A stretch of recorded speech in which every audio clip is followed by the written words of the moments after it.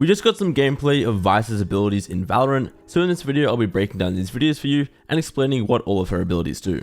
Jumping right on into it, we have her signature ability, so you'll get this for free every round, and this one is called Arc Rose. You target this ability at a surface and fire to place a stealthed arc rose. Alternatively, you can alt fire or right click or aim down sights trigger on console, and doing that will then place the arc rose through the wall instead and pop out on the other side. Then you reuse this ability to blind all players looking at it. You can pick this ability back up and redeploy it later in the round, and based on this clip at least, it doesn't seem like you have too long to look away from this flash. If there's only one charge of that ability, you can't buy another one. Unfortunately, in this clip we can't see how long the cooldown is or if there even is one, but that is how it works. Next we have Vyse's C ability called Razorvine.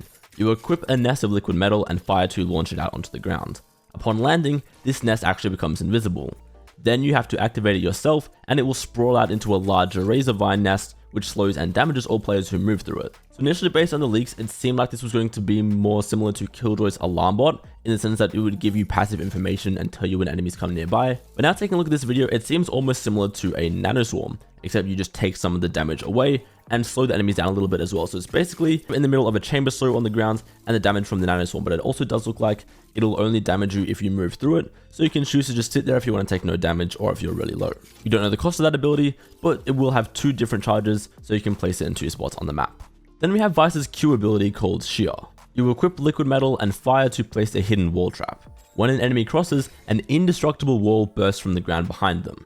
This wall lasts for a brief time before dissipating. Now unfortunately, this clip itself is really short and we don't know exactly how long this wall is going to last. It seems to be at least for 5 seconds. And it also does seem to leave a very subtle mark on the ground, so you will have some idea that the wall is there if you're about to walk into it. But still, this is going to be indestructible. No way for your enemies to break through behind it. They just have to wait until it comes down, however long that duration is going to end up being. That ability will only have one charge. I'm not sure how much it costs just yet.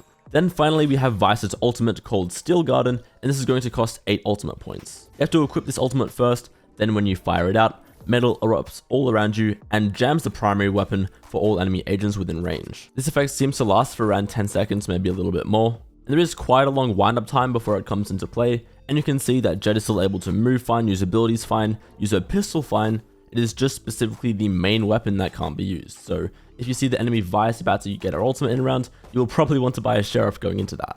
But yeah, that is the first look at all of Vyse's abilities in game. On Sunday, or maybe Monday for some of you, depending on your time zone, I'll be getting early access to Vyse. So if there's any interactions or things like that you want to see me test with her abilities, let me know in the comments.